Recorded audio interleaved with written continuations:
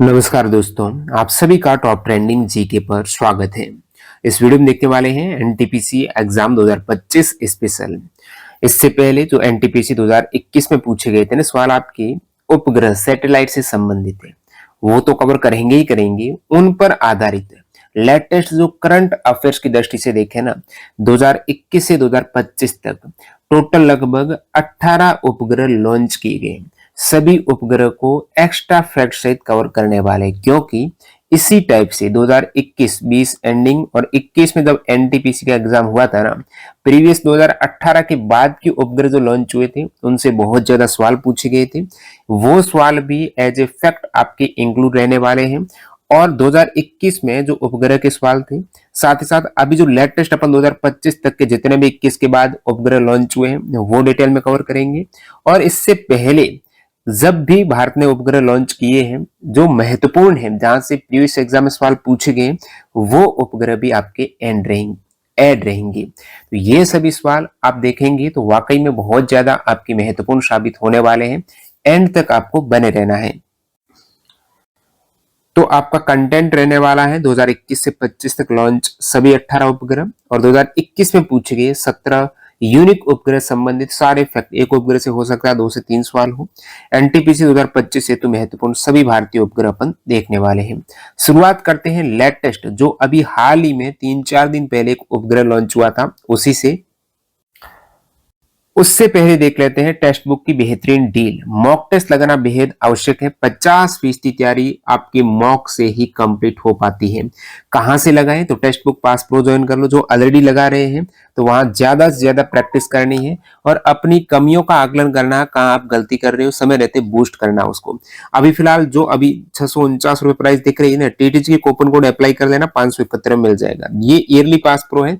800 plus exams के mock test यहाँ पर इंक्लूड रहेंगे, चाहे रेलवे हो, एसएससी हो, बैंकिंग हो, डिफेंस हो, आपके स्टेट पुलिस या टीचिंग एग्जाम, जो भी एग्जाम्स रहते हैं सारे इंडिया के एग्जाम के मॉक टेस्ट यहाँ पर प्रीवियस ईयर के पेपर सहित आपको देखने को मिल जाएंगे। तो यहाँ पर एक पास प्रो मैक्स करके भी टेक्स्ट बुक का फीचर है, उसका लाभ भी उठा सकते हो। थोड़ा ज्यादा प्राइस है वैसे उसकी। और एनटीपीसी आप देखेंगे प्रीवियस ईयर के सारे पेपर सेक्शनल चैप्टर हैं और अब तक जो हुए हैं लेटेस्ट 2024 में एग्जाम, उनके भी मॉक आपको मिल जाएंगे। तो चलिए यहाँ पर कंटिन्यू कर लेते हैं। बाकी जिन भी कैंडिडेट को रेलवे एग्जाम 2025 में आपके हुए हैं, आरपीएफ कांस्टेबल का सेम एग्जाम पैटर्न जो एनटीपीसी का है, उनके जीके जीएस के 1800 क्वेश्चंस की ई बुक चाहिए, सभी चैप्टर वाइज। तो वो ई बुक आप हमारी वेबसाइट से डाउनलोड कर सकते हो, लिंक डिस्क्रिप्शन बॉक्स में है। तो चलिए अपन शुरुआत करते हैं। बात करें सबसे पहले लेटेस्ट उपग्रह की, शुरुआत कर रहे हैं यहां पर EOS 09 मिशन। उपग्रह का नाम है आपकी रिसेट 1B या EOS 09 और इसकी लॉन्चिंग व्हीकल से एग्जाम में सवाल आता है तो PSLV C61 है। इस व्हीकल से इसको लॉन्च किया गया है, EOS 09 या फिर इसका रिसेट 1B नाम कह सकते हो। यहां पर एक इंपॉर्टेंट फैक्ट बनता है, ये इसरो का 101वां अंतरिक्ष प्रक्षेपण मिशन था। ये इंपोर्टेंट है, 101वां अंतरिक्ष प्रक्षेपण मिशन था EOS 09। ये 18 मई 2025 को लॉन्च हुआ। हालांकि ये मिशन सफल नहीं हो सका। सेकेंड स्टेज तक प्रदर्शन सामान्य रहा, लेकिन तीसरे चरण में तकनीकी समस्या के कारण मिशन सफल नहीं हो सका। और ये PSLV C61 व्हीकल आपको याद रखना है, EOS 09 C61 polar satellite launching vehicle C61। और ये PSLV की 63वीं उड़ान थी। नेक्स्ट यहाँ पर प्रकार की बात करें EOS 09 की या फिर रिसेट 1B की, तो ये पृथ्वी अवलोकन उपग्रह यानी अर्थ ऑब्जर्वेशन सैटेलाइट है। और यहाँ पर पेलोड्स जो इसके साथ में यंत्र उपकरण जाते हैं ना, और ये उपकरण ही वहां पर अलग अलग डाटा है वो कलेक्ट करते हैं। तो उस पेलोड में गया है सिंथेटिक अपर्चर रडार, दिन और रात हर मौसम में डेटा संग्रहण की कैपेसिटी रखता है। इस लॉन्च मास कितना था? EOS 09 उपग्रह का मास जब लॉन्च हुआ उस समय 1696.24 किलोग्राम है। ये सूर्य की समकालिक ध्रुवीय कक्षा में स्थापित होने के लिए मिशन का उद्देश्य था विभिन्न क्षेत्र जैसे कृषि, वन, जल संसाधन, आपदा प्रबंधन, पर्यावरण निगरानी के लिए निरंतर डेटा प्रदान करना, लेकिन ये विफल हो गया। चलिए यहाँ पर उससे पहले अभी ये मई में लॉन्च हुआ। मई 2025 से पहले जब 2025 का शुरुआती मिशन था ना, वो ये है 2025 का पहला इसरो का मिशन। सवाल पूछा जा सकता है, इससे पहले इस टाइप से एनटीपीसी में सवाल पूछा गया था। तो 2025 का प्रथम इसरो ये मिशन है। NVS-02 मिशन है। ये जो GSLV F-15 है ना, ये इसकी लॉन्चिंग व्हीकल है, समझ रहे हो। NVS-02 मिशन 29 जनवरी 2025 को सफलतापूर्वक पूरा किया गया। प्रक्षेपण ये हुआ दोस्तों श्रीहरिकोटा के सतीश धवन अंतरिक्ष केंद्र के सेकेंड प्रक्षेपण पैड से। ये श्रीहरिकोटा से भारत का 100वां प्रक्षेपण था। 101वां आपने देखा EOS-09, ठीक है, अर्थ ऑब्जर्वेशन सैटेलाइट 09, लेकिन 100वां इंपोर्टेंट ज्यादा है। 100वां वेरी वेरी इंपोर्टेंट है। NVS-02 मिशन, NVS-02 मिशन है ये आपका 100वां प्रक्षेपण, और ये GSLV सैटेलाइट है। GSLV व्हीकल से इसको लॉन्च किया गया सैटेलाइट को। GSLV क्या होता है? जियो सिंक्रोनस सैटेलाइट लॉन्च व्हीकल। 17वां उड़ान था GSLV का ये, और स्वदेशी क्रायोजेनिक स्टेज के साथ ही 11वां उड़ान था। ये ऑपरेशनल क्रायोजेनिक स्टेज के साथ 8वीं सफल उड़ान थी। GSLV F-15 का पेलोड फेरिंग धातु प्रकार का है, जिसकी व्यास 3.4 मीटर है। तो GSLV F-15 ये साथ में याद रखना है NVS-02 के साथ में। क्यों? क्योंकि यही इसका लॉन्चिंग व्हीकल है, इसी से इसको लॉन्च किया गया है। F-15 से NVS-02 को लॉन्च किया गया। अब इंपोर्टेंट चीजें देखते हैं इस उपग्रह की NVS-02 की। देखिए NVS की फुल फॉर्म क्या है? Navigation with Indian constellation series. Navigation with Indian constellation series. ये जो बात करें NVS-02 की, ये इसरो द्वारा विकसित नाविक, यहां पर देख पा रहे हो, नाविक प्रणाली की दूसरी पीढ़ी का दूसरा उपग्रह है। नाविक का मतलब होता है नेविगेशन विथ इंडियन कॉन्स्टलेशन, और NVS-02 ये आपका नेविगेशन उपग्रह जिसे GSLV में स्थापित किया गया। Geosynchronous transfer orbit, GSLV launching vehicle से इसको लॉन्च किया गया, और ये जियो सिंक्रोनस ट्रांसफर ऑर्बिट में कक्षा में स्थापित हुआ है। और आपने देखा ये नाविक प्रणाली के तहत क्षेत्रीय नेविगेशन सेवाएं प्रदान करेगा, जिसमें स्टैंडर्ड पोजिशनिंग सर्विस और रेस्ट्रिक्टेड सर्विस शामिल है। उपग्रह का डिजाइन है ये किसने किया है? तो ये UR Rao satellite centre URSC में किया गया है। इसको हाईलाइट किया है NVS-02 का डिजाइन URSC। इसका वेट है दोस्तों, इसका मास जो वजन है ना, वो 2250 किलोग्राम है। कितनी कैपेसिटी है? लगभग 3 किलोवाट की है। और इसमें तकनीकी समस्या जो आई थी लॉन्च के बाद, ऑर्बिट रेंजिंग ऑपरेशंस के दौरान मुख्य इंजन के ऑक्सीडाइजर वाल्व नहीं खुलने के कारण उपग्रह को उसकी निर्धारित कक्षा में स्थापित नहीं किया जा सका। वर्तमान में उपग्रह जियो स्टेशनरी ट्रांसफर ऑर्बिट में है। अब यहाँ पर नाविक प्रणाली के बारे में दे रखा है। तो नाविक प्रणाली navigation with Indian constellation Bharat की स्वतंत्र क्षेत्रीय नेविगेशन उपग्रह प्रणाली है। ये भारत और इसके 1500 किलोमीटर के दायरे में उपयोगकर्ताओं को सटीक स्थिति, वेग और समय सेवाएं प्रदान करती है। ये प्रणाली से पता चलता है 1500 किलोमीटर के दायरे में स्थिति, जो पोजीशन कहां पर है, वेग कितना है और क्या टाइमिंग वगैरह की सेवाएं मिलती हैं। 2 प्रकार की सेवाएं यहाँ पर उपलब्ध है। मानक स्थिति सेवा 20 मीटर से बेहतर स्थिति सटीकता और 40 नैनोसेकंड से बेहतर समय सटीकता, ये मानक स्थिति सेवा और प्रतिबंधित सेवा विशेष उपयोगकर्ताओं के लिए है। नेक्स्ट आपका सैटेलाइट है जो लास्ट 2024 में लॉन्च हुआ था, वो है दोस्तों स्पाडेक्स, यानी space docking experiment, SpaDeX mission. ये 30 दिसंबर 2024 को लॉन्च हुआ है। स्पाडेक्स मिशन, इसकी लॉन्चिंग व्हीकल है PSLV C60। तो स्पाडेक्स में 60 C60 और इसकी फुल फॉर्म आपने जान ली है, स्पेस डॉकिंग एक्सपेरिमेंट। भारतीय अंतरिक्ष अनुसंधान संगठन इसरो का ये महत्वपूर्ण एक तकनीकी प्रदर्शन मिशन है, जिसका उद्देश्य अंतरिक्ष में 2 उपग्रहों के बीच स्वचालित डॉकिंग की तकनीक का विकास और प्रदर्शन करना। अंतरिक्ष में 2 उपग्रहों को कैसे कनेक्ट करना, डॉक करना है, जोड़ना कैसे, उसकी तकनीकी को प्रदर्शन करना है, बताना है कि हमने 2 उपग्रह को आपस में कनेक्ट कर दिया है, इनकी इंफॉर्मेशन डाटा है, दोनों मिलकर यहाँ पर काम करने वाले। तो ये स्पाडेक्स ने काम किया है। दो उपग्रहों को मिलाने का, जोड़ने का, आपस में कम्युनिकेट करने का। 30 दिसंबर 2024 को लॉन्च है। PSLV C60 से लॉन्च है। श्रीहरिकोटा से इसको भी लॉन्च किया गया है। इस उपग्रह की संख्या, यहाँ पर दो उपग्रहों को कनेक्ट करने के लिए स्पारडेक्स में दो उपग्रह भेजे गए। कौन सी? SDX-01 जिसे आप चेसर बोल रहे हो, SDX-02 जो टारगेट था, और इसमें प्रत्येक उपग्रह लगभग 220 किलोग्राम का था और 470 किलोमीटर वृत्ताकार कक्षा में ये स्थापित है। 16 जनवरी 2025 को, देखिए यहाँ पर 30 दिसंबर 2024 को तो भेजा गया और लगभग 16 दिन बाद ही इसने डॉकिंग कर दी। ये दो उपग्रह आपस में कनेक्ट हो गए और यहाँ पर हाईलाइट भी किया हमने कि भारत यहाँ पर चौथा देश बना है जिसने अंतरिक्ष में सफल डॉकिंग की है। तो अंतरिक्ष में उपग्रहों को जोड़ने का, डॉकिंग करने का भारत कौन सा देश बन चुका है? चौथा देश बन चुका है। अब 16 जनवरी 2025 को डॉकिंग सफल हुई और 21 अप्रैल 2025 को ये जो दो उपग्रह गए थे ना आपका SDX-02 और 01, इसमें बिजली स्थानांतरण सफलतापूर्वक पूरा किया गया। अब यहाँ पर देखो SDX-01 है, ये तो आपका चेसर है, और SDX-02 ये टारगेट है। ठीक है, ध्यान दें यहाँ पर कि दो उपग्रहों को प्रयोग किया गया है इसमें, स्पारडेक्स ए और स्पारडेक्स बी। वास्तव में दो अलग अलग स्पेसक्राफ्ट नहीं है, ये दो उपग्रह हैं। और SDX-01 चेसर और SDX-02 टारगेट ये क्या है? तो स्पारडेक्स या फिर SDX-01 ये पीछा करने वाला उपग्रह है, चेसिंग करेगा ये। इसका कार्य टारगेट उपग्रह के पास जाकर डॉकिंग करना है।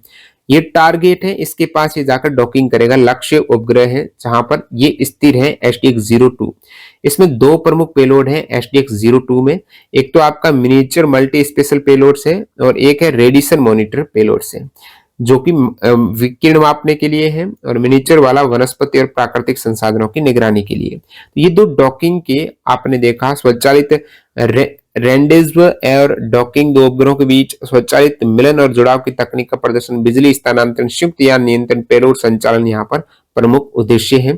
और तकनीकी विशेषता यहाँ पर आप देख सकते हो, लेजर रेंज फाइंडर 6000 से 200 मीटर की दूरी मापने में सक्षम, और रेंडेजव सेंसर 2000 से 100 मीटर की दूरी पर स्थिति मापता है। ये सेंसर शूट है अलग अलग।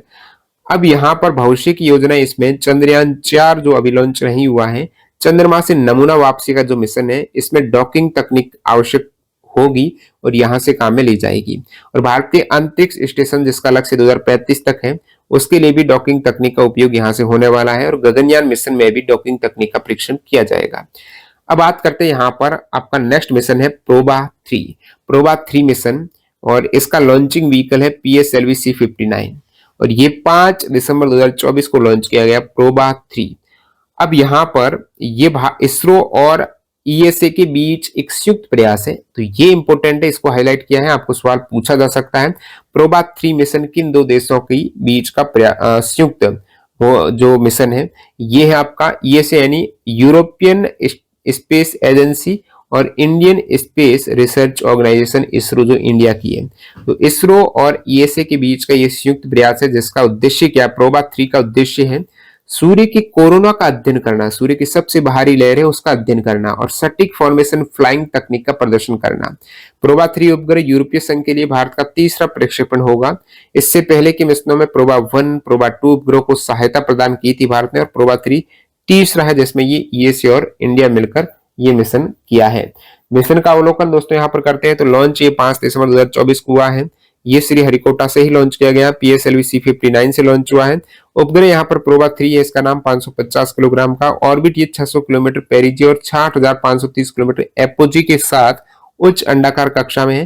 प्रोबा 3 का मिशन का उद्देश्य क्या? सूर्य के कोरोना का विस्तृत अध्ययन करना, विशेष रूप से उन क्षेत्रों का जो सामान्यतः सूर्य के तीव्र प्रकाश के कारण अदृश्य रहते, दिखते नहीं है। दो उपग्रहों के बीच सटीक फॉर्मेशन फ्लाइंग तकनीक का प्रदर्शन करना, जिससे वे एक साथ मिलकर एक विशाल कोरोनोग्राफ के रूप में, दो उपग्रह हैं साथ में मिलकर यहाँ पर कोरोनोग्राफ के रूप में कार्य करेंगे प्रोबा 3 में। तो यहाँ पर प्रोबा 3 के दो उपग्रह कौन से हैं? एक तो क्रोनोग्राफ स्पेसक्राफ्ट है 300 किलोग्राम का, सूर्य के कोरोना की इमेजिंग करेगा ये। इसमें एक पेलोड्स है ASPIICS। एक है दोस्तों ऑक्यूल्टर स्पेसक्राफ्ट। तो ऑक्यूल्टर स्पेसक्राफ्ट 250 किलोग्राम का है।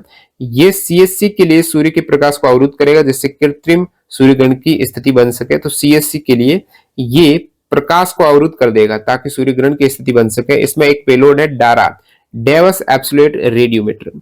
और तकनीकी विशेषताओं की बात करें तो दोनों उपग्रह 150 मीटर की दूरी पर एक दूसरे के साथ सटीक फॉर्मेशन में उड़ान भरते हैं, जिससे एक कृत्रिम सूर्यग्रहण की स्थिति बनती है। तो 150 मीटर की गैप पर उपग्रह के बीच लेजर और विजुअल आधारित सेंसर सिस्टम का उपयोग करके सटीक स्थिति निर्धारण और नियंत्रण किया जाता है। प्रत्येक कक्षा में 6 घंटे तक सूर्य के कोरोना का अवलोकन संभव होता है, जो प्राकृतिक सूर्यग्रहण की तुलना में कहीं अधिक होता है। तो ये एक तरीके से सूर्यग्रहण की स्थिति उत्पन्न कर रहे हैं। प्रोबा की फुल फॉर्म की आपको बता दूं, प्रोजेक्ट फॉर ऑनबोर्ड ऑटोनोमी, ये प्रोबा 3 मिशन है। और project for onboard autonomy Belgium का उपग्रह है। शुरुआत में जो तकनीकी प्रदर्शन के लिए बनाया गया था, प्रोबा 1 नाम दिया गया था, और 22 अक्टूबर 2001 को इसरो रॉकेट पीएसएलवी द्वारा लॉन्च किया गया था। इसलिए यहां पर इसरो का संबंध आता है प्रोबा 1 से भी और प्रोबा 2 से भी। और ये उपग्रह ईएसए के माइक्रोसैट और जनरल स्टडी प्रोग्राम के अंतर्गत वित्त पोषित किया गया था। नेक्स्ट सैटेलाइट जीसैट N2, जिसे जीसैट 20 या CMS-03 भी कहा जाता है। तो जीसैट N2 उपग्रह के बारे में, ये भारत का अत्याधुनिक संचार उपग्रह है, जैसे भारतीय अंतरिक्ष अनुसंधान संगठन इसरो ने डेवलप किया और न्यू स्पेस इंडिया लिमिटेड द्वारा यह संचालित किया जाता है। जीसैट N2 NSIL के द्वारा ऑपरेटेड, इसरो ने इसको डेवलप किया और इसे जीसैट 20 या CMS-03 के नाम से भी जानते हैं। इसका क्या कार्य है?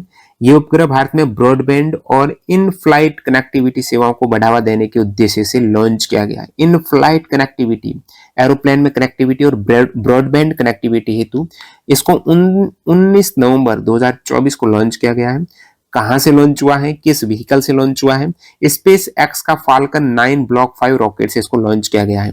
लॉन्च स्थल है दोस्तों Cape Canaveral space force station, Florida, USA से इसको लॉन्च किया गया है। तो ये यूएसए से लॉन्च होने वाला जीसैट N2 जीसैट 20 सैटेलाइट है और इसका वजन 4700 किलोग्राम के आसपास है। जीटीओ यानी जियो सिंक्रोनस ट्रांसफर ऑर्बिट से जियो स्टेशनरी ऑर्बिट तक यहाँ पर कक्षा रहने वाली है। 14 वर्ष की इसकी अवधि है। उद्देश्य आपको बता दिया, भारत में ब्रॉडबैंड सेवा और इन फ्लाइट कनेक्टिविटी को बढ़ावा देना। उपग्रह विकास और संरचना की बात करें तो उपग्रह को इसरो के UR राव सैटेलाइट सेंटर द्वारा विकसित किया गया, जिसमें संचार पेलोड्स स्पेस एप्लीकेशन सेंटर द्वारा प्रदान किए गए हैं। और नेक्स्ट यहाँ पर जीसैट N2 का लॉन्च इसरो और स्पेस एक्स के बीच पहला वाणिज्यिक सहयोग था। ये प्रथम कमर्शियल एग्रीमेंट, पहला सहयोग हुआ है। भारतीय लॉन्च वाहनों की सीमित क्षमता के कारण इस भारी उपग्रह को लॉन्च करने के लिए स्पेस एक्स का चयन किया गया। नेक्स्ट यहाँ पर सैटेलाइट अपना मिशन है EOS 08, जिसे लॉन्च किया गया है SSLV-D3 से। SSLV-D3 की प्रक्षेपण यान है, small satellite launch vehicle D3। ये 16 अगस्त 2024 को लॉन्च हुआ है। इसकी लॉन्चिंग डेट याद रखना, एग्जाम में आ सकता है। SSLV-D3 से EOS 08 को लॉन्च किया गया, ये श्रीहरिकोटा से। इसमें प्रमुख सैटेलाइट की बात करें, EOS 08 माइक्रोसैट 2C के नाम से भी इसे जानते हैं। साथ ही साथ यहाँ पर SR0 डेमोसैट यानी स्पेस किड्स इंडिया द्वारा विकसित सैटेलाइट भी इसके साथ में इंक्लूड था। लक्ष्य यहाँ पर बात करें तो 475 किलोमीटर की वर्ताकार जो निम्न पृथ्वी कक्षा है वहां पर स्थापित हुआ है। EOS 08 उपग्रह के प्रमुख फैक्ट यहाँ पर वजन 175 किलोग्राम के आसपास, प्लेटफॉर्म IMS-1 माइक्रोसैट बस, मिशन यहाँ पर 1 साल की अवधि है। प्रमुख इसमें पेलोड जो उपकरण साथ में गए हैं वो आपके EOIR यानी इलेक्ट्रो ऑप्टिकल इंफ्रारेड है, जो मध्य और दीर्घ तरंग इंफ्रारेड बैंड में दिन रात इमेजिंग के लिए, आपदा निगरानी के लिए, पर्यावरण अवलोकन और आग औद्योगिक दुर्घटनाओं की पहचान में सहायक है।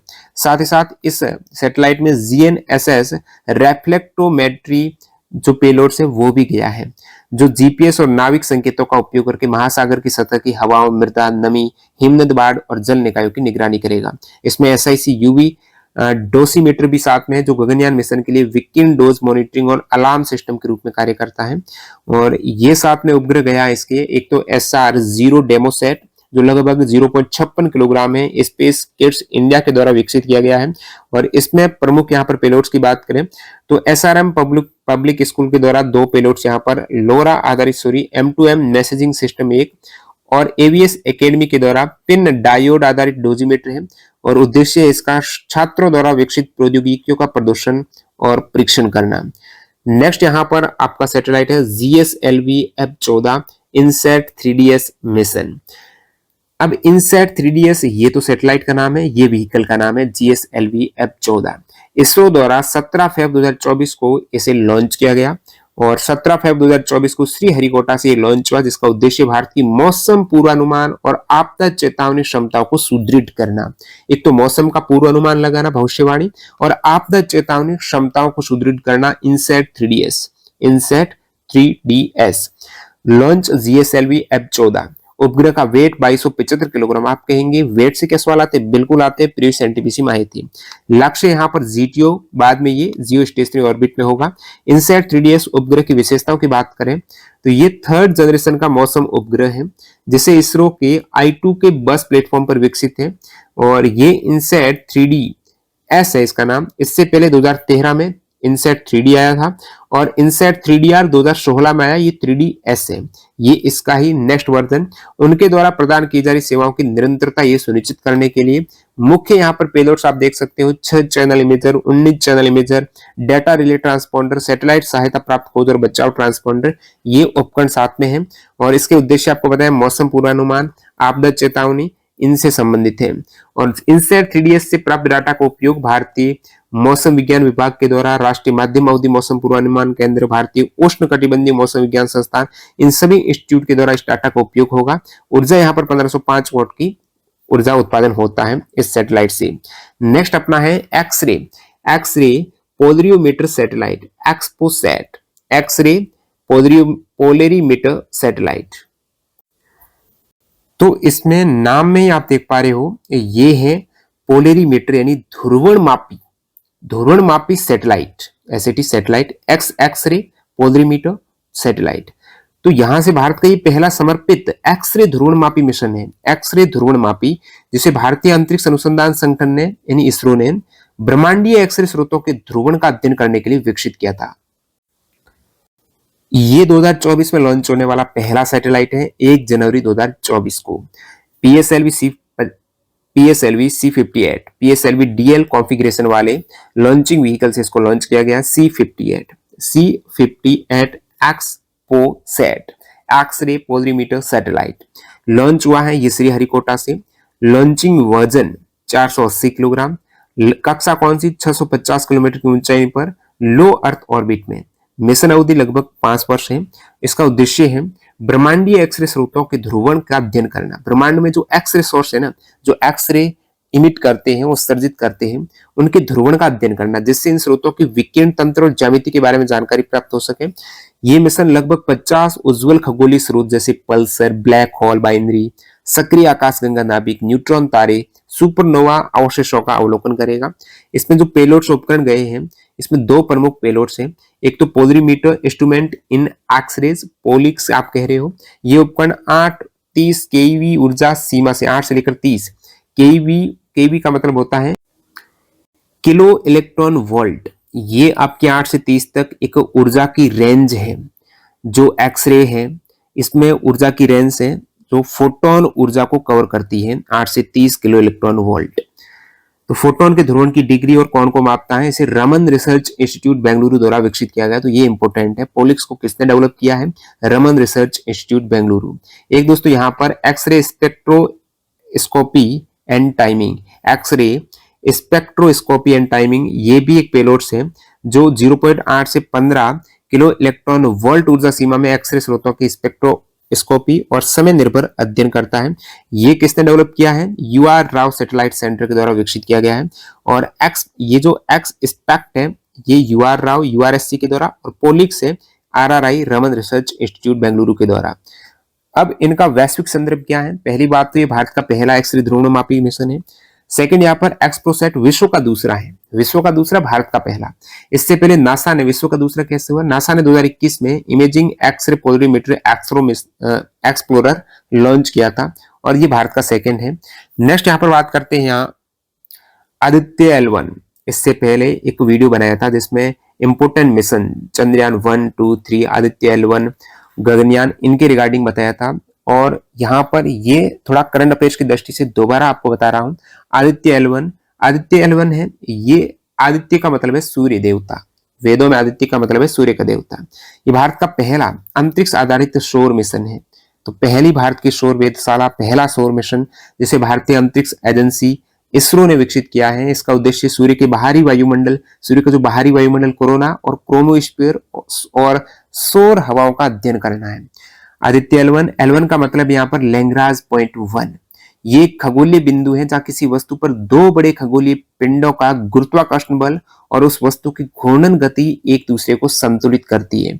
तो L1 पॉइंट आप देख पा रहे हो, दो खगोलीय पिंड, जैसे यहाँ पर पृथ्वी की बात कर रहे हैं और सूर्य की बात कर रहे हैं, तो इनके गुरुत्वाकर्षण बल यहाँ पर बैलेंस होता है, दोनों का सेम रहता है, जहां पर ये फिक्स पॉइंट हो जाता है L1। तो ये L1 इसलिए नाम पड़ा है। और सूर्य के कोरोना, क्रोमोस्फीयर, सौर हवाओं के अध्ययन करने के लिए ये आदित्य L1 मिशन है, जो लॉन्च हुआ है 2 सितंबर 2023 को सतीश धवन अंतरिक्ष केंद्र श्री हरिकोटा से। इंपोर्टेंट है launching vehicle C57 PSLV XL C57। ये दोस्तों मिशन लॉन्च तो 2 सितंबर 2023 को हुआ है, लेकिन प्रस्तावना इसकी अवधारणा जनवरी 2008 में, इसलिए इससे आदित्य L1 से NTPC 2021 में भी सवाल आया था, क्योंकि जनवरी 2008 में ही इसकी अवधारणा है वो सलाहकार समिति के द्वारा दी गई थी। लॉन्च यहाँ पर आदित्य L1 C57 से अंतरिक्ष यान का लॉन्च मास कितना है? 1475 किलोग्राम। इसमें पेलोड्स का वजन 244 किलोग्राम। घनत्व यहाँ पर सूर्य पृथ्वी प्रणाली का ये लैग्रेंजियन बिंदु L1 जो पृथ्वी से लगभग 1.5 मिलियन किलोमीटर दूर है, वहां पर ये स्थापित हुआ है। L1 पॉइंट जो पृथ्वी से कितना दूर है? 1.5 मिलियन किलोमीटर है।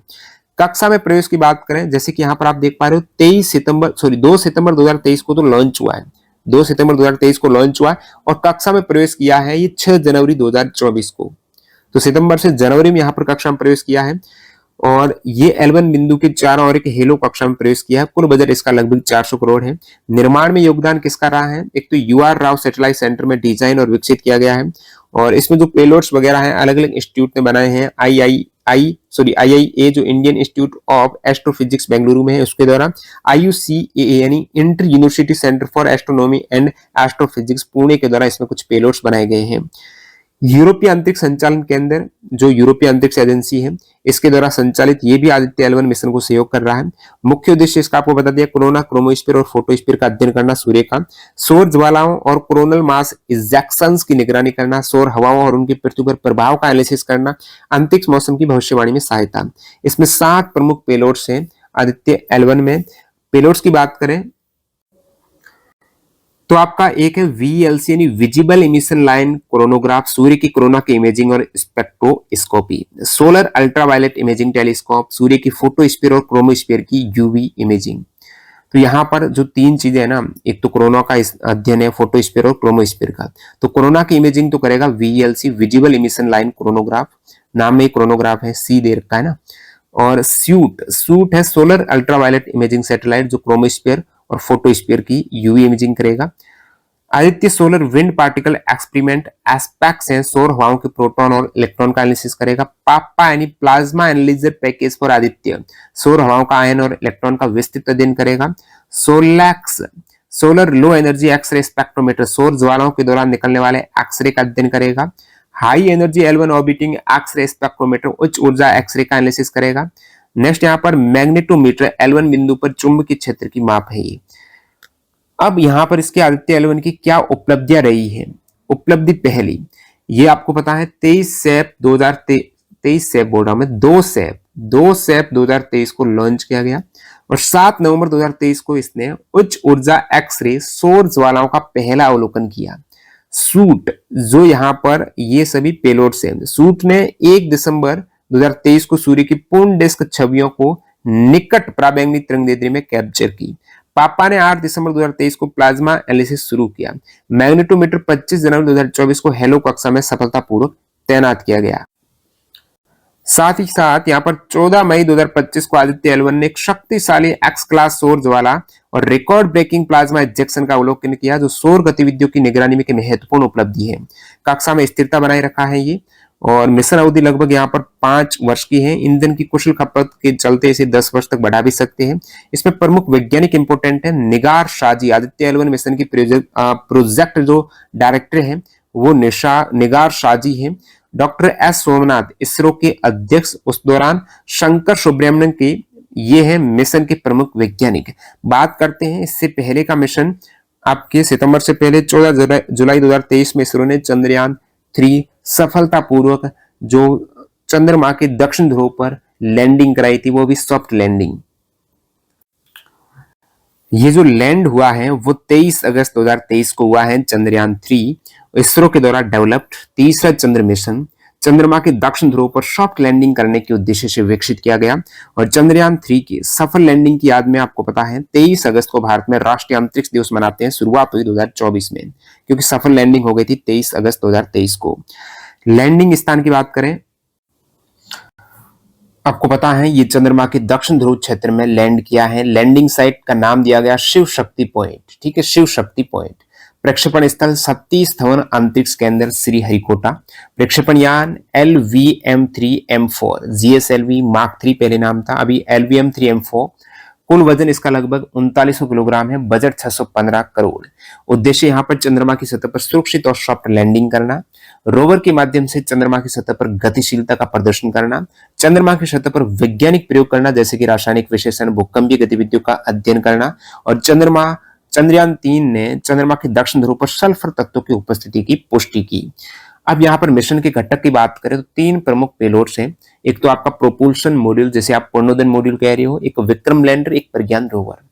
प्रणोदन मॉड्यूल ये आपके लैंडर को चंद्र कक्षा तक पहुंचाने और पृथ्वी के वातावरण का अध्ययन करने के लिए चंद्रमा की कक्षा पर पहुंचा देगा। प्रणोदन मॉड्यूल फिर अलग हो गया, और इसके लिए ये चंद्रमा की कक्षा पर पहुंचेगा तो इसके साथ एक पेलोड है जिसका नाम है शेफी। ये शेफ पेलोड से सुसज्जित है।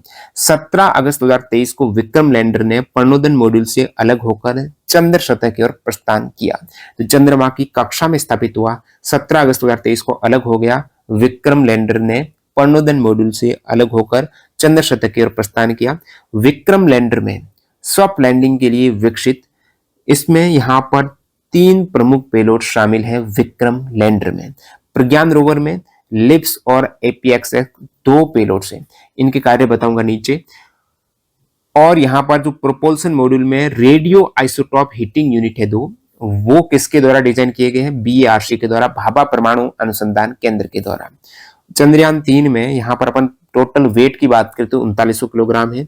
पेलोड्स का अलग अलग भार, जैसे प्रणोदन मॉड्यूल्स में टोटल पेलोड्स में जो भार है वो 2148 किलोग्राम। ये पृथ्वी से चंद्र कक्षा तक लैंडर को ले गया। लैंडर मॉड्यूल जो विक्रम है, इसमें टोटल जो पेलोड्स का भार है 1726 किलोग्राम। भार से सवाल पूछा गया था चंद्रयान 2 का NTPC 2021 में। ये आपके सॉफ्ट लैंडिंग के लिए रोवर प्रज्ञान वहां पर चंद्रमा की सतह पर प्रयोग हेतु है। लैंड करने के बाद रोवर प्रज्ञान है वो चलने वाला है, चंद्रमा की सतह पर चला है। 26 किलोग्राम वेट है। अलग अलग इसमें कैपेसिटी है, बिजली क्षमता। प्रणोदन मॉड्यूल की 758 वाट, विक्रम लैंडर की 738 वाट, प्रज्ञान रोवर की 50 वाट। और इसमें मिशन अवधि की बात करें तो 14 पृथ्वी दिन इसकी अवधि रही है, क्योंकि उसके बाद सूर्य का प्रकाश भी 14 दिन ही था, फिर अंधेरा हो गया और उसके बाद डीप मोड में, स्लीप मोड में चला गया था, पुनः सक्रिय नहीं हुआ था। और वैसे जो प्रणोदन मॉड्यूल अलग हुआ था चंद्रमा की कक्षा में स्थापित करने के बाद लैंडर को, वो 3 से 6 माह तक संभावित वैज्ञानिक प्रयोग करने के लिए। मुख्य खोज यहाँ पर जो हुई है पेलोड से प्राप्त, तो सल्फर की उपस्थिति की पुष्टि हुई है चंद्रमा की सतह पर लिप्स पेलोड्स के दौरान। तापमान में भारी अंतर का पता चला है, जैसे सतह पर तापमान 60 डिग्री सेंटीग्रेड और नीचे यहाँ पर -10 डिग्री सेंटीग्रेड, ये टेम्परेचर के लिए सेज-टी पेलोड्स के द्वारा। चंद्रमा के पास बहुत पतला प्लाज्मा वातावरण मौजूद है, ये रंभा पेलोड्स के द्वारा पता चला है। प्रमुख वैज्ञानिक और टीम इसमें शामिल थी। इसरो के अध्यक्ष S सोमनाथ, मिशन डायरेक्टर थे चंद्रयान 3 में S Mohan Kumar, associate mission director G Narayan, project director P Veeramuthuvel, associate project director Kalpana Kalahasti, vehicle director Biju C Thomas है। और इसकी वैश्विक मान्यता, इसलिए इतना ये सवाल बनेंगे इससे, क्योंकि आपने बहुत ज्यादा इसकी चर्चा में देखा था उस समय, और काफी ज्यादा आप सभी ने स्टेटस वगैरह लगाई। तो वैश्विक मान्यता इसलिए भी है क्योंकि ये भारत का चंद्रमा के दक्षिण ध्रुव पर सॉफ्ट लैंडिंग करने वाला पहला भारत देश बना है। इससे पहले चंद्रमा के दक्षिण ध्रुव पर सॉफ्ट लैंडिंग किसी भी देश ने नहीं की है सफलतापूर्वक। तो चंद्रयान 3 की सफलता के साथ भारत चंद्रमा के दक्षिण ध्रुव पर सॉफ्ट लैंडिंग करने वाला प्रथम देश बना। भारत चंद्रमा पर सॉफ्ट लैंडिंग करने वाला चौथा देश है। दक्षिण ध्रुव पर इन देशों ने नहीं की थी, लेकिन दक्षिण ध्रुव पर भारत पहला बना। ओवरऑल में चौथा रूस, अमेरिका, चीन ये कर चुके हैं सॉफ्ट लैंडिंग, लेकिन साउथ पोल में भारत ने की है। नेक्स्ट यहाँ पर अपन बात करें चंद्रयान 3 के पेलोड्स की, तो विक्रम लैंडर के 3 पेलोड्स हैं यहाँ पर श्रेष्ठ, यानी चंद्राज सरफेस थर्मोफिजिकल एक्सपेरिमेंट, तापमान को अलग अलग गहराई पर मापा आपने देखा 60 से -10 तक। ILSA instrument for lunar seismic activity, चंद्रमा की भूकंपीय गतिविधियों को मापा।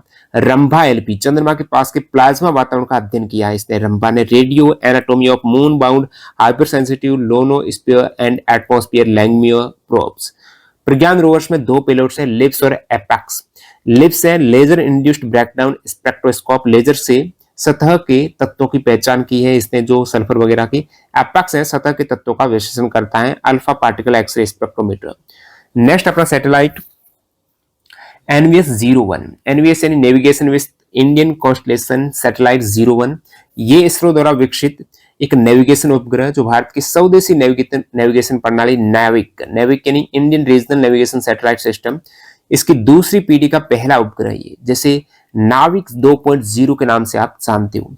मिशन का अवलोकन कर रहे तो लॉन्च इसे किया गया 29 मई 2023 को। ये जो NVS-01 की अपन बात कर रहे हैं, इसे 29 मई 2023 को लॉन्च किया गया GSLV F12 से। लॉन्च यही श्रीहरिकोटा से। उपग्रह ये 2232 किलोग्राम का है। जियो सिंक्रोनस ट्रांसफर ऑर्बिट में ये लक्ष्य कक्षा में गया है। मिशन अवधि इसकी 12 वर्ष है। इसमें 3 प्रमुख पेलोड्स बैंड्स हैं, L1, L5, S बैंड है। तो इस NVS-01 का प्रमुख नवाचार क्या है? तो पहली बार स्वदेशी रूप से विकसित रुबिडियम एटॉमिक क्लॉक का उपयोग, जिससे समय निर्धारण की सटीकता में सुधार हुआ है। तो स्वदेशी रूप से विकसित रुबिडियम एटॉमिक क्लॉक का उपयोग किया गया यहाँ पर, और ये NVS-01 में हुआ है। तो नाविक प्रणाली में इसका योगदान रहेगा। जो नाविक प्रणाली आपको बताया 1500 किलोमीटर क्षेत्र में सटीक स्थिति और समय निर्धारण सेवा प्रदान करती है। और भविष्य में योजनाएं, इसरो में NVS श्रृंखला के तहत कुल 7 उपग्रहों की योजना बनाई है। कितने NVS के 7 आने वाले? ये पहला है NVS-01। ये उपग्रह नाविक प्रणाली को और अधिक सुदृढ़ और व्यापक बनाएंगे। नेक्स्ट अपना सैटेलाइट है EOS-07, अर्थ ऑब्जर्वेशन सैटेलाइट 07। ये इसरो द्वारा विकसित पृथ्वी अवलोकन उपग्रह 10 फरवरी 2023 को लॉन्च हुआ। इसका उद्देश्य है नई तकनीकी पेलोड्स का परीक्षण, जिसमें पेलोड्स भेजे तो पेलोड्स के परीक्षण और भविष्य की परिचालन उपग्रहों के लिए आवश्यक टेक्नोलॉजीज का विकास करना। अवलोकन करते हैं मिशन का, तो यहां पर इसको लॉन्च किया गया 10 फरवरी 2023 को। 10 फरवरी 2023 को EOS-07 को लॉन्च किया गया है। किस व्हीकल से हुआ है? ये SSLV D2 small satellite launch vehicle D2 से हुआ है। सतीश धवन अंतरिक्ष केंद्र है। इसका वजन 157 किलोग्राम है। 450 किलोमीटर की लो अर्थ ऑर्बिट में स्थापित हुआ है। 1 वर्ष की इसकी मिशन अवधि रही है। प्रमुख पेलोड्स इसमें है MM वेव ह्यूमिडिटी साउंडर, और ये उपकरण वायुमंडलीय आर्द्रता को मापने के लिए 6 चैनल का उपयोग करता है। और एक स्पेक्ट्रम मॉनिटरिंग पेलोड्स है। ये पेलोड्स रेडियो स्पेक्ट्रम की निगरानी करता है। तो ये प्रमुख पेलोड्स है EOS-07 में। और मिशन का महत्व क्या है? तो ये SSLV प्रक्षेपण वाहन की क्षमताओं का प्रदर्शन किया और नए तकनीकी पेलोड्स के परीक्षण के माध्यम से। तो तकनीकी पेलोड्स के परीक्षण हेतु ही विशेषकर इसको लॉन्च किया गया था, और ये पृथ्वी अवलोकन क्षमताओं को सुदृढ़ करेगा। अब EOS-07, इससे पहले EOS-06 था, earth observation satellite 06, earth observation satellite 06। अब यहां पर एक इंपॉर्टेंट फैक्ट बनता है, EOS-06 को OceanSat-3 के नाम से भी जाना जाता है। इसरो द्वारा विकसित तीसरी पीढ़ी का ये महासागरीय अवलोकन उपग्रह है। देखिए EOS है तो OceanSat है, तो ये महासागरीय का अवलोकन कर रहा है। ये उपग्रह OceanSat-2 की सेवाओं की निरंतरता सुनिश्चित करने और समुद्र विज्ञान, जलवायु अध्ययन, मौसम विज्ञान के लिए उन्नत डेटा प्रदान करने के उद्देश्य से लॉन्च किया गया। 26 जनवरी 2022 को EOS-06 को लॉन्च किया गया। 26 नवंबर 2022 को EOS-06 26 नवंबर 2022 को PSLV C54 से इसको लॉन्च किया गया श्रीहरिकोटा से। 11-17 किलोग्राम इसका वेट है और सन सिंक्रोनस ऑर्बिट में स्थापित हुआ है लगभग 742 किलोमीटर की हाइट पर। इसमें प्रमुख पेलोड्स की बात करें तो ओशियन कलर मॉनिटर है, इसमें सी सरफेस टेम्परेचर मॉनिटर है, इसमें कू बैंड स्केट्रोमीटर जो समुद्री सतह पर पवन वेक्टर डेटा प्रदान करता है समुद्री और मौसम विज्ञान अनुप्रयोगों के लिए। साथ ही साथ EOS-06 में ARGOS यानी ये डाटा संग्रहण प्रणाली है जो समुद्र और पर्यावरणीय डाटा एकत्र करने के लिए। तो ये मिशन का उद्देश्य ओशियनसैट 2 द्वारा प्रदान की जा रही सेवाओं की निरंतरता सुनिश्चित करना, समुद्र के रंग, समुद्री सतह के तापमान, पवन वेक्टर डाटा की उच्च गुणवत्ता वाली जानकारी प्रदान करना, मछली पकड़ने के संभावित क्षेत्रों की पहचान, चक्रवात निगरानी, समुद्री पारिस्थितिकी तंत्र की निगरानी हेतु है EOS 06। इस EOS 06 के साथ में PSLV C54 मिशन में 8 अन्य नैनो सैटेलाइट भी लॉन्च किए गए थे। EOS 06 के साथ में INS-2B भी था। INS-2B इंडिया और भूटान का ये है। भूटान सैटेलाइट भारत और भूटान के बीच सहयोग से विकसित है। आनंद भी था। आनंद पिक्सेल द्वारा विकसित एक हाइपर स्पेक्ट्रल इमेजिंग उपग्रह है ये पिक्सेल द्वारा। और थाईबोल्ट 1 थाईबोल्ट 2 भी था जो ध्रुव स्पेस द्वारा विकसित है। तो ये किसके द्वारा विकसित है इंपोर्टेंट है। EOS 06 मिशन के साथ में था। PSLV C54 व्हीकल से लॉन्च हुए। INS-2B भूटान, आनंद पिक्सेल द्वारा और थाईबोल्ट 1 और 2 ध्रुव स्पेस द्वारा। एस्ट्रोकास्ट ये स्पेस फ्लाइट USA द्वारा विकसित उपग्रह है और यहां से महासागरीय अवलोकन संबंधित ये प्रमुख उपग्रह हैं। अब EOS 02 की बात करें, अर्थ ऑब्जर्वेशन सैटेलाइट 02, इसे माइक्रोसैट 2A के नाम से भी जानते हैं। माइक्रोसैट 2A, माइक्रोसैटेलाइट 2A ये इसरो द्वारा विकसित एक पृथ्वी अवलोकन उपग्रह है। अर्थ ऑब्जर्वेशन सैटेलाइट EOS का मतलब ही अर्थ ऑब्जर्वेशन सैटेलाइट है। माइक्रोसैट 2A के नाम से जानते हैं। इसका उद्देश्य है उच्च स्थानिक विभेदन के साथ इंफ्रारेड बैंड में ऑप्टिकल रिमोट सेंसिंग प्रदान करना। और ये EOS 02 7 अगस्त 2022 को लॉन्च हुआ। SSLV D1 से इसको लॉन्च किया गया श्रीहरिकोटा से। EOS 02 के साथ आजादी सैटेलाइट नामक एक सह उपग्रह भी था जिसे भारत भर के 75 स्कूल की छात्राओं द्वारा विकसित किया गया था। 75 स्कूल की छात्राओं द्वारा आजादी का अमृत महोत्सव 75 वर्ष है ना, इस पर यहाँ पर 75 स्कूलों की छात्राओं द्वारा आजादी सैटेलाइट यहाँ पर EOS 02 के साथ साथ लॉन्च हुआ था। उपग्रह की विशेषता 135 किलोग्राम, आधार प्लेटफॉर्म IMS-1 बस से, पेलोड्स मध्यम तरंगदैर्ध्य और लंबी तरंगदैर्ध्य इंफ्रारेड कैमरे थे इसमें। तो इंफ्रारेड कैमरे 6 मीटर स्थानिक विभेदन के साथ। अनुप्रयोग यहाँ पर भूस्थानिक सूचना प्रणाली, अनुप्रयोगों के लिए डाटा संग्रह जैसे कि भू मानचित्रण, शहरी और ग्रामीण प्रबंधन, तटीय भूमि उपयोग और विनिमयन, उपयोगिताओं का मानचित्रण, विकास और अन्य विभिन्न GIS अनुप्रयोग। मिशन की स्थिति की बात करें तो SSLV D1 की ये पहली उड़ान थी, लेकिन ये मिशन अपेक्षित कक्षा में देखिए SSLV D1 व्हीकल है ना, इसमें EOS 02 की प्रथम उड़ान थी। तो SSLV D1 ने पहली उड़ान ये भरी थी। ये विफलता भी इसमें देखने को मिली। इसरो के अनुसार दूसरे चरण के पृथक्करण के बाद एक एक्सेलेरोमीटर में गड़बड़ी के कारण ऑनबोर्ड कंप्यूटर में क्लोज्ड लूप गाइडेंस से ओपन लूप गाइडेंस मोड में स्विच हो गया। इससे अंतिम चरण केवल 0.1 सेकंड के लिए ही एक्टिव हो सका था। और यहां पर नेक्स्ट बात करें तो 10 फरवरी 2023 को SSLV D2 मिशन के तहत EOS 07 उपग्रह को सफलतापूर्वक लॉन्च किया गया। इसकी विफलता के बाद ऊपर आपने देखा। नेक्स्ट सैटेलाइट है GSAT 24, 23 जून 2022 को लॉन्च हुआ। ये GSAT 24 है ना, ये इसरो द्वारा विकसित और न्यू स्पेस इंडिया लिमिटेड के लिए बनाया गया। ये उपग्रह भारत की पहली डिमांड ड्रिवन संचार उपग्रह मिशन है। डिमांड के अनुसार GSAT 24 टाटा प्ले के लिए, ठीक है, टाटा प्ले डिस्क है ना, उसके लिए बनाया गया, जो टेलीविजन के लिए। तो ये जो आपको बता देता हूं नीचे, GSAT 24 का पूरा क्षमता टाटा प्ले को लीज पर दिया गया, जो भारत में डायरेक्ट टू होम सेवाएं प्रदान करती है DTH। ये सेवा भारत के सभी क्षेत्र, विशेष रूप से उत्तर पूर्व अंडमान निकोबार द्वीप समूह जैसे दुर्गम क्षेत्रों में भी उपलब्ध होगी। तो यहाँ पर ये GSAT 24 है, डिमांड ड्रिवन संचार उपग्रह है भारत का पहला, जो कि टाटा प्ले हेतु न्यू स्पेस इंडिया लिमिटेड के लिए बनाया गया। और ये गुआना स्पेस सेंटर कोरू, फ्रेंच गुआना से इसको लॉन्च किया गया। एरियन 5 व्हीकल से इसको लॉन्च किया गया। वजन इसका 4182 के आसपास है। कक्षा जियो स्टेशनरी कक्षा है। मिशन अवधि 15 वर्ष है। और पेलोड्स यहाँ पर अलग अलग प्रकार के आप देख सकते हो। ऊर्जा उत्पादन लगभग 12 किलोवाट का है। उपयोग आपको बता दिया है, ये टाटा प्ले को लीज पर दिया गया है। और मिशन का महत्व, demand driven modules. GSAT 24 Bharat का पहला उपग्रह मिशन है जिसे डिमांड ड्रिवन मॉडल पर लॉन्च किया गया, जहां उपग्रह की क्षमता पहले से निर्धारित ग्राहक को समर्पित होती है। डिमांड ड्रिवन में GSAT 21। NSIL की भूमिका, न्यू स्पेस इंडिया लिमिटेड ने इस मिशन को पूरी तरह से वित्त पोषित, स्वामित्व और संचालन किया है। नेक्स्ट अपना सैटेलाइट है INS-2TD। तो INS-2TD यानी ISRO nano satellite 2 technology demonstrator. ये इसरो द्वारा विकसित प्रौद्योगिकी प्रदर्शक उपग्रह है। और INS-2TD ये भारत और भूटान के संयुक्त उपग्रह INS-2B के लिए एक पूर्ववर्ती मिशन के रूप में कार्य करता है।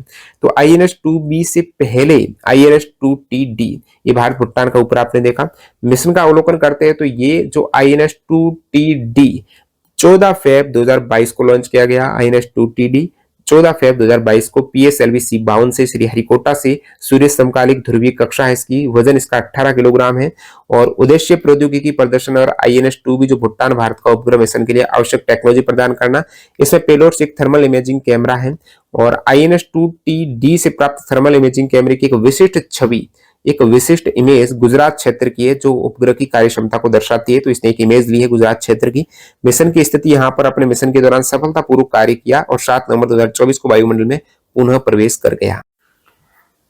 नेक्स्ट यहाँ पर EOS-04 earth observation satellite 04 reset 1A के नाम से जाना जाता था और ये उन्नत रडार इमेजिंग उपग्रह है जिसका उद्देश्य सभी मौसम, कैसा भी मौसम हो उसमें हाई क्वालिटी की इमेज देना, जो कृषि के लिए, वानिकी के लिए, पहाड़ मानचित्रण, मिट्टी की नमी, जल विज्ञान, ये सभी अनुप्रयोगों में उपयोगी रिसेट 1A के नाम से इसे जाना जाता था।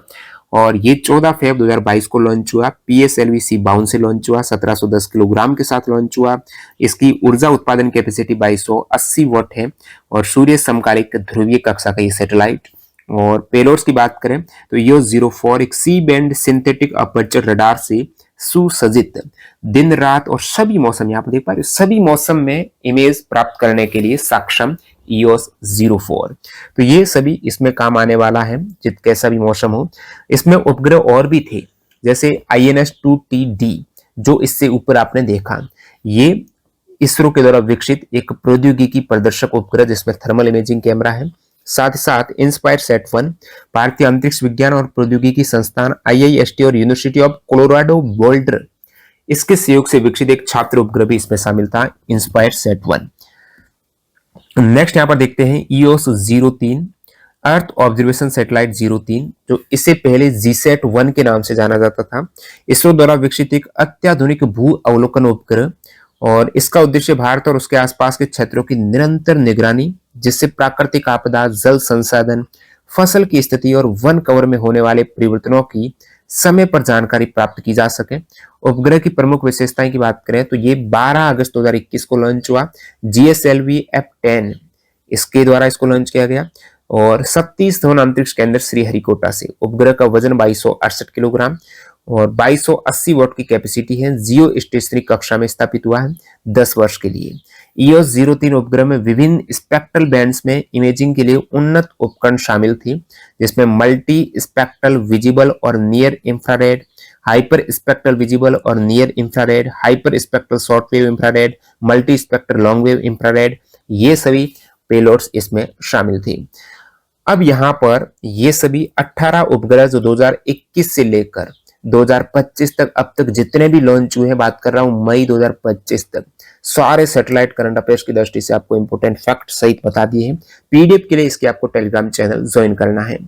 अब यहां पर बात करते हैं उपग्रह संबंधित NTPC में पूछे गए क्वेश्चंस। एक तो यहां पर अंतरिक्ष यान से कुछ सवाल जो हाईलाइट कर रखे हैं ना ग्रीन में, ये सभी फैक्ट से NTPC 2021 में सवाल पूछे हैं। सवाल को मैंने डायरेक्टली नहीं डाला है, यहाँ पर उसके आंसर को फैक्ट के रूप में डाला है सीधा ही, जिसको जानना आपके लिए आवश्यक है। बात करें यहाँ पर अंतरिक्ष यान की बात कर रहे हैं। स्पुतनिक 1 किस देश का है? सोवियत संघ का। लॉन्च हुआ 4 अक्टूबर 1957। 4 अक्टूबर 1957 ये पहला कृत्रिम उपग्रह, अंतरिक्ष युग की शुरुआत, प्रथम कृत्रिम उपग्रह स्पुतनिक 1 रशिया का 1957। ठीक है। लूना 3 चंद्रमा के दूरस्थ भाग की पहली तस्वीरें भेजी लूना 3 ने 4 अक्टूबर 1959 को, ये भी रशिया का, सोवियत संघ का।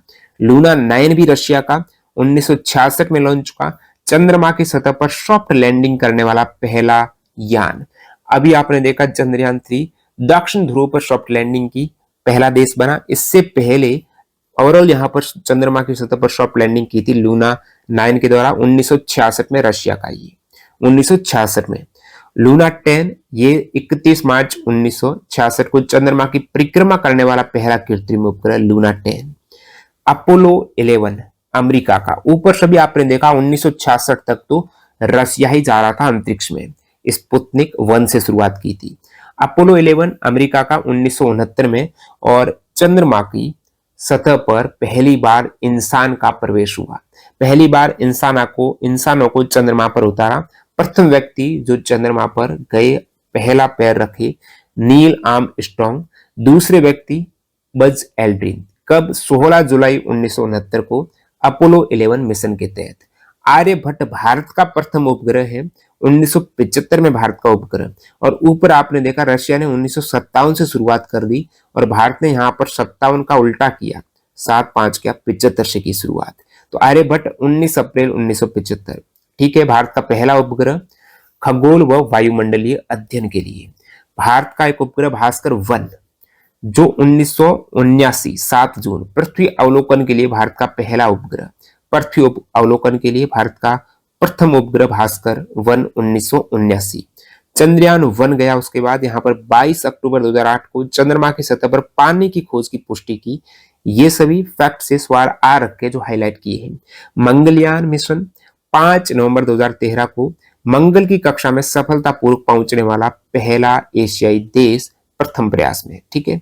चंद्रयान 3 के बारे में ऊपर आपने देखा, चंद्रमा के दक्षिण ध्रुव पर सफल लैंडिंग करने वाला पहला देश बना। अब यहां पर बात करते हैं एनटीपीसी 2021 में विभिन्न जो भारत के प्रमुख उपग्रह हैं उनसे सवाल पूछे गए हैं। वो अब लगभग 18 के आसपास ऐसे उपग्रह हैं जहां पर एनटीपीसी 2021 में इनसे सवाल पूछे गए हैं। इनकी विशेष जानकारी और भूमिका सहित अपन बात करने वाले हैं। आर्यभट्ट की बात करें, भारत का पहला कृत्रिम उपग्रह भारत में पूर्णतः निर्मित हुआ। लॉन्च ये भारत में नहीं हुआ, उस समय ये लॉन्च हुआ 1975 में 19 अप्रैल को सोवियत यूनियन रशिया में, और लॉन्च व्हीकल का नाम है सोवियत यूनियन कॉस्मोस 3M। तो कॉस्मोस 3M से इसको लॉन्च किया गया। ये प्रयोगात्मक उपग्रह खगोल अध्ययन के लिए, ठीक है। तो ये आर्यभट्ट प्रथम। उसके बाद बात करें जो एनटीपीसी में पूछा रोहिणी 1B के बारे में भी। रोहिणी 1B 18 जुलाई 1980 को लॉन्च हुआ। किससे हुआ है? SLV-3 से। ये भारत से लॉन्च हुआ है, श्रीहरिकोटा से। तो यहां पर देखेंगे भारत द्वारा सफलतापूर्वक लॉन्च किया गया पहला उपग्रह, भारत के द्वारा लॉन्च किया गया। ये भारत का पहला कृत्रिम उपग्रह, लेकिन लॉन्च हुआ ये रशिया में। देखिए भारत ने इससे पहले कोशिश तो की, इसलिए इसका नाम रोहिणी 1B है। आप कहेंगे रोहिणी 1 अलग था, रोहिणी 1 RS-1 वो अलग था, और वो हुआ था रोहिणी 1 आपके 10 अगस्त 1979 को लॉन्च हुआ था, लेकिन वो असफल हुआ था, उपग्रह कक्षा में नहीं पहुंच पाया था। SLV-3 से वो भी लॉन्च हुआ था, लेकिन उपग्रह कक्षा में पहुंचा ना सफलतापूर्वक, वो 18 जुलाई 1980 को रोहिणी 1B पहुंचा था। तो ये भारत का पहला स्वदेशी रूप से लॉन्च किया गया सफल उपग्रह था रोहिणी 1B, ठीक है। एप्पल की बात करें तो एप्पल 19 जून 1981 को लॉन्च हुआ। एरियन कौन सी लॉन्च व्हीकल से? एरियन फ्रेंच गयाना से लॉन्च हुआ। ये प्रायोगिक संचार उपग्रह और भारत का पहला स्वदेशी प्रयोगात्मक जियो स्टेशनरी संचार उपग्रह, जियो स्टेशनरी कम्युनिकेशन सैटेलाइट था। एप्पल की फुल फॉर्म है एरियन पैसेंजर पेलोड एक्सपेरिमेंट। तो प्रायोगिक संचार उपग्रह था और प्रथम स्वदेशी प्रयोगात्मक जियो स्टेशनरी संचार उपग्रह है ये। एप्पल 19 जून 1981 को ये लॉन्च हुआ। एप्पल के बाद यहां पर बात करें इनसैट सीरीज की, 1983 से इनसैट सीरीज की शुरुआत। एरियन GSLV फ्रेंच गुयाना और भारत से भी ये लॉन्च हुए हैं इनसैट सीरीज। मौसम, टेलीविजन और दूरसंचार हेतु इसका मुख्य जो क्षेत्र है, उद्देश्य है, वो मौसम, टेलीविजन और कम्युनिकेशन दूरसंचार का है। भारत का बहुउद्देश्य उपग्रह कार्यक्रम मौसम भविष्यवाणी आपदा प्रबंधन के लिए है इनसैट। इनसैट की फुल फॉर्म है Indian national satellite system INSAT, ठीक है। ये भारत की एक बहुउद्देशीय उपग्रह श्रृंखला है जो संचार, मौसम विज्ञान, टेलीविजन प्रसारण इत्यादि के लिए है। उसके बाद यहाँ पर बात करें GSAT-7 की, 29 अगस्त 2013 को लॉन्च हुआ। एरियन 5 फ्रेंच गुयाना से और इसकी व्हीकल है एरियन 5 VA215। सैन्य संचार के लिए भारतीय नौसेना हेतु समर्पित उपग्रह GSAT-7। कल्पना 1, ये सभी सवाल पूछे हुए, ठीक है। कल्पना 1 इसे कहा जाता था मेटासेट पहले, और ये कल्पना चावला के सम्मान में इसका नाम कल्पना 1 रखा गया।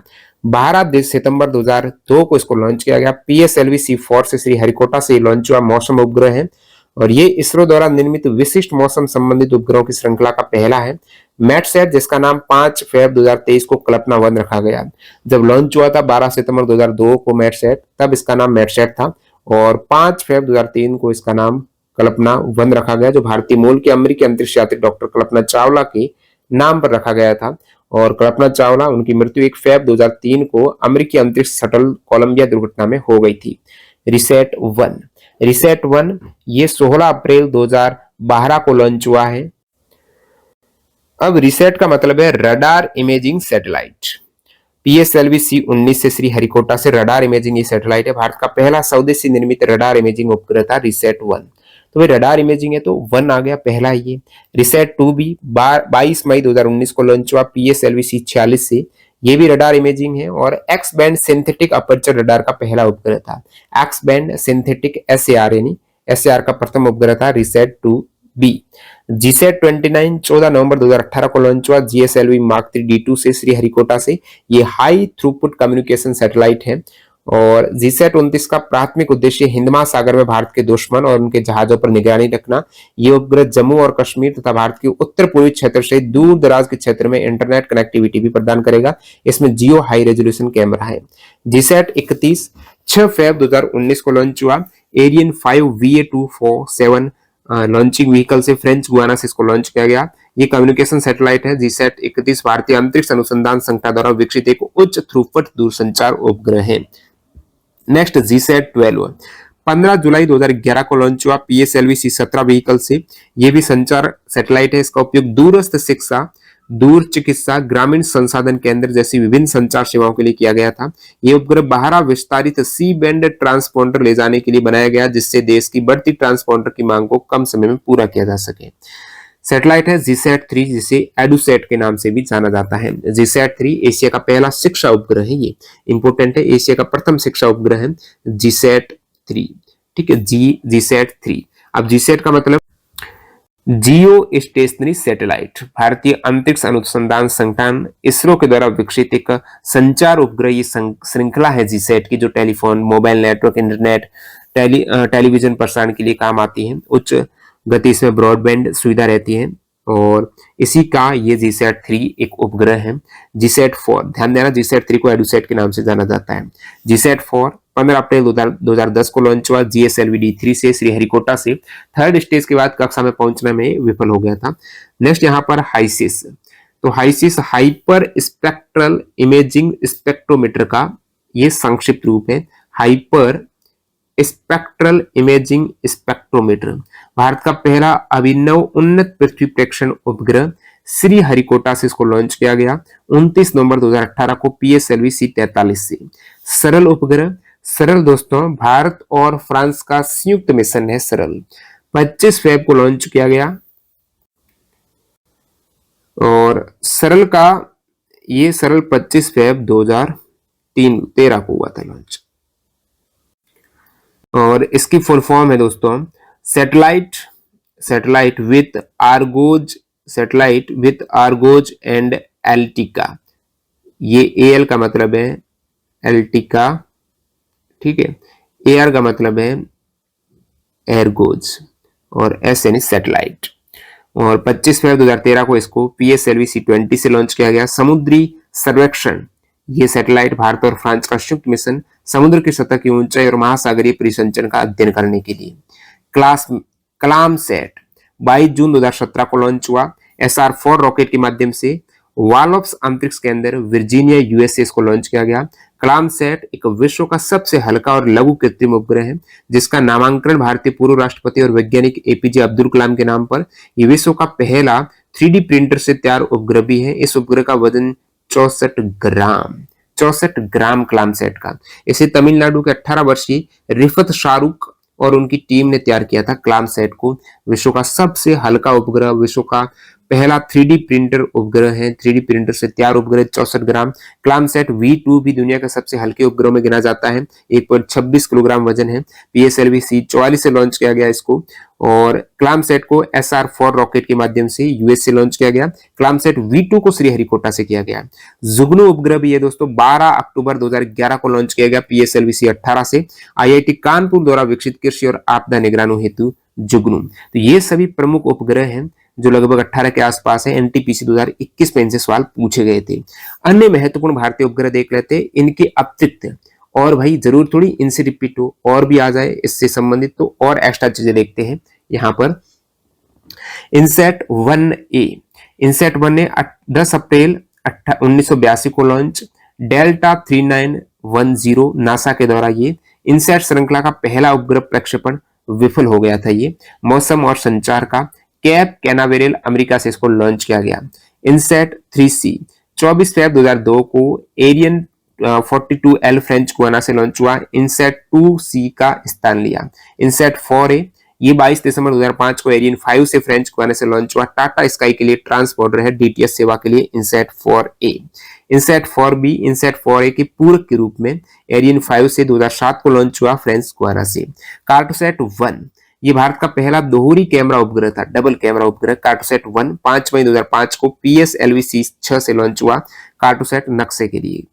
कार्टोसैट 2 1 मीटर से कम रेजोल्यूशन वाला, ये 10 जनवरी 2007 को लॉन्च हुआ उच्च रेजोल्यूशन पृथ्वी इमेजिंग के लिए PSLV-C7 व्हीकल से। कार्टोसैट 3 2019 को लॉन्च हुआ C47 व्हीकल से और उच्च रेजोल्यूशन इमेजिंग के लिए ये 0.25 मीटर रेजोल्यूशन क्षमता के साथ। IRNSS-1A भारतीय क्षेत्रीय नौवन प्रणाली की शुरुआत यहां पर हुई 1 जुलाई 2013 को PSLV-C22 श्रीहरिकोटा से नेविगेशन का है ये IRNSS-1A। एस्ट्रोसैट ये 2015 में लॉन्च। खगोलीय वेधशाला भारत का पहला मल्टी वेवलेंथ स्पेस वेधशाला एस्ट्रोसैट श्रीहरिकोटा।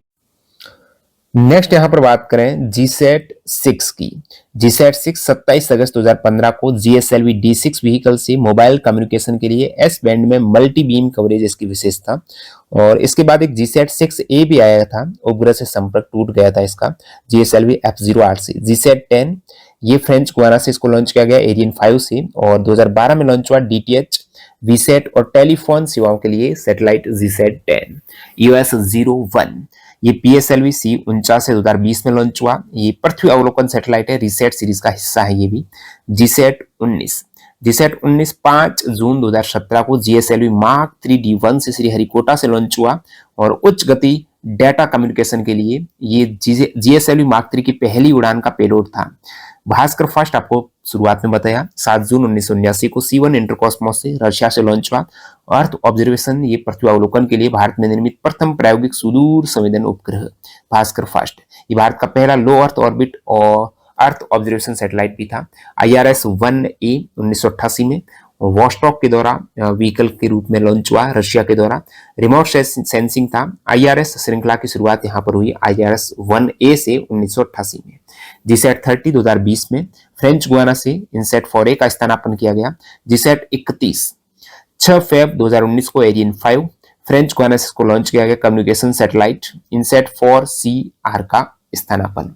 जीसैट 11 2018 में फ्रेंच गुयाना से, ये भी भारत का सबसे भारी संचार उपग्रह है जीसैट 11 फ्रेंच गुयाना से। क्लामसैट V2 आपको बताया दुनिया का सबसे हल्के उपग्रह में से एक है ये। स्टूडेंट जो स्पेस किड्स इंडिया के द्वारा विकसित है, श्रीहरिकोटा से इसको 2019 में लॉन्च किया गया। तो ये सभी सैटेलाइट आपने देखे। लास्ट में एक भुवन के बारे में आपको बता देता हूँ। एक भारतीय वेब आधारित प्लेटफॉर्म जिसे इसरो द्वारा विकसित किया गया। ये प्लेटफॉर्म भारत की भौगोलिक जानकारी को इंटरैक्टिव और दृश्य रूप में प्रेजेंट करता है। भुवन संस्कृत शब्द है जिसका अर्थ है पृथ्वी या दुनिया, और भुवन जो वेब आधारित प्लेटफॉर्म है ये प्लेटफॉर्म प्रोवाइड करा रहा है, कोई सैटेलाइट नहीं है। 12 अगस्त 2009 को ये रिलीज हुआ और इसका बाद में बीटा वर्जन भी आया 2015 में। इसका उद्देश्य है उपग्रह आधारित भूस्थानिक जानकारी आम जनता और सरकारी संस्थानों को मुहैया कराना। प्राकृतिक श्रेणी इसकी जियोग्राफिक इंफॉर्मेशन सिस्टम है। मुख्य विशेषता भुवन भारत का स्वदेशी गूगल अर्थ विकल्प है। गूगल अर्थ जो ऐप आप वगैरह देखा होगा, तो गूगल अर्थ का ये विकल्प है भारत का भुवन। ये 1 मीटर तक की हाई रेजोल्यूशन इमेजरी प्रदान करता है। शेष भारत के लिए 2.5 मीटर रेजोल्यूशन के उपग्रह छवियां भी उपलब्ध कराता। प्रमुख शहर के लिए अलग है इसका, और थोड़ा कम रेजोल्यूशन पे अन्य सिटीज के लिए भुवन। सैन्य प्रतिष्ठानों की इमेजरी सुरक्षा कारणों से प्रदर्शित नहीं करता है। तो गूगल अर्थ के जरिए ही ये भुवन भी भारत का एक वेब आधारित प्लेटफॉर्म है जो भौगोलिक जानकारी को आपके समक्ष रखता है और 2009 में ये आया था पहली बार। ठीक है, और प्रमुख स्रोत उपग्रह ये इस प्लेटफॉर्म की जानकारी उपग्रहों जैसे रिसोर्ससेट 1, कार्टोसैट 1, कार्टोसैट 2 से प्राप्त होती है और उसका उपयोग आपदा प्रबंधन, कृषि और जल संसाधन निगरानी, भूमि उपयोग, कवर मैपिंग, सांस्कृतिक धरोहर स्थलों की पहचान, राष्ट्रीय राजमार्ग, टोल सिस्टम, इन सभी के लिए महत्वपूर्ण। तो ये सभी आपने उपग्रहों के बारे में जाना। अगला वीडियो आएगा जिसमें अपन बात करेंगे इसरो के प्रमुख केंद्र और उनके स्थान, क्या उनका विवरण है, जहां से एग्जाम में एनटीपीसी में सवाल बहुत ज्यादा पूछे गए थे और ये मैंने टेक्स्ट फॉर्मेट में टेलीग्राम पर भी डाला था, तो वो आप चेकआउट करना, टेलीग्राम चैनल ज्वाइन करना। जो भी इंपॉर्टेंट ई बुक है लिंक डिस्क्रिप्शन बॉक्स में देख लेना। टेक्स्ट बुक आप ज्वाइन करना चाहते हो, टेक्स्ट बुक पास प्रो टीटीजी के कूपन कोड यूज करना, इसकी पीडीएफ आपको टेलीग्राम पर मिल जाएगी। इससे पहले रेलवे के जो 2025 में एग्जाम हुए, 24 में, चाहे साइंस के क्वेश्चन हो, जीके के क्वेश्चन हो, डिस्क्रिप्शन बॉक्स में वेबसाइट और ऐप के लिंक दे रहा हूं, उसको चेकआउट करना। मिलते हैं नए वीडियो में, धन्यवाद।